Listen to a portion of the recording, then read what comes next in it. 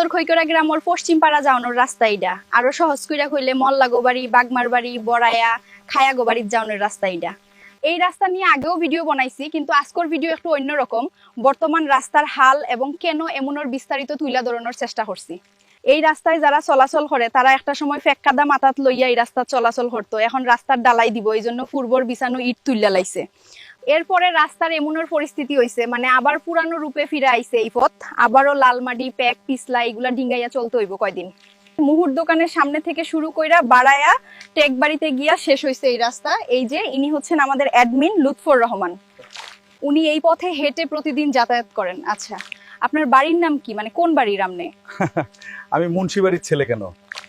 এলাকায় সব রাস্তা পাকা, কিন্তু এই রাস্তা এমনের ভাঙা কেড়ে? আসলে রাস্তাটা অনেকদিন অবহেলায় পড়ে আছিল, এখন পাকা করব তাই এমনের। তা তো বুঝতে পারলাম, আগে কি তাইলে ভালো আছিল?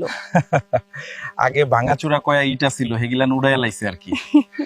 এই যে কাম ধরছে, এখন কি আবার ইটের সলিং দিব নাকি পিচ ডালাই দিব? ইডো না পিচো না, এবার শুনছি সিমেন্ট দিয়ে ডালাই দিব। মুল্লাগো বাড়ির ফুসকনির ফারেতে একটু আগাইয়া, মানে মেজরের বাড়ির সামনে এই দেখেন কত বড় গাতা হইয়া রইছে, এন্দা কেমনে গাড়ি যাইবো। বাগমার বাড়ির আনিস বক্তারপুর মার্কেটে দোকানদারি করে। আচ্ছা, আপনি কি ডেইলি এই রাস্তা দিয়ে যাতায়াত করেন? এই রাস্তা ছাড়া আমাদের বিকল্প কোনো রাস্তা নাই। মল্লাগো ফুসকনির ফারের কথা কি হইতাম, লাল মাটি, বৃষ্টি হইলে নরম হইয়া ডাইবা যাইয়া একেবারে খারাপ অবস্থা হইছে। ওই যে আইতাসে মল্লাগো বাড়ির বেনু দাদায়, দাদা আমনেও কি এই রাস্তা দিয়ে যাতায়াত করেন? আমরা এই রাস্তা ছাড়া অন্য কোনো রাস্তা দিয়ে যাতায়াত করবো।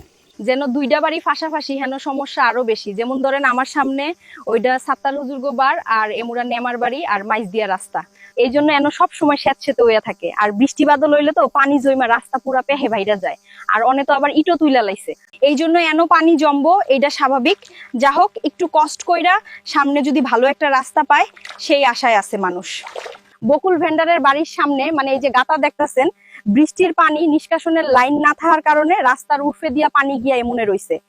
আর মোড়ের কথাটা না কইলে হইতো না, এখন সমস্যা নাই, তবে ডালাই হইয়া ইয়নের পরে গাড়ি ঘোড়া চলবো, আর তখন এই মোড়ও অ্যাক্সিডেন্ট হইতে পারে।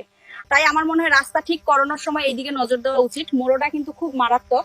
এমুরা হুসেনের ঘর আর হেইমুরা গাতা বুচ্ছেন ওই আয়েবালি কাহার বাড়ির সামনে, মানে বাগমার বাড়ির মসজিদের পাশে রাস্তার এন এই ডালদা হুমান না কইরা ডালাই দিলেও মনে হয় না ডালাই টিকবো।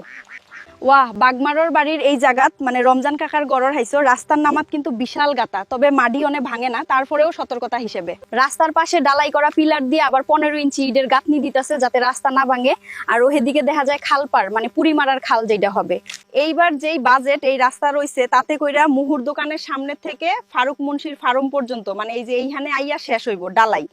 আবার নতুন কইরা টেন্ডার হইলে হয়তো এনতে খায়াগো বাড়ি বা বাড়ায়া টেকবাড়ি পর্যন্ত আবার ডালাই হইব। এখন 300 মিটারে এনো আয়। তবে আজকের মতো এইখানেই শেষ করতেছি, সামনে আবার দেখা হইব নতুন কোনো ভিডিওতে। লাইক, কমেন্ট ও শেয়ার কইরা পাশে থাইকম। খোদা হাফেজ।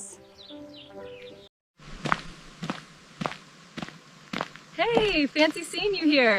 Hi, I was just thinking of you.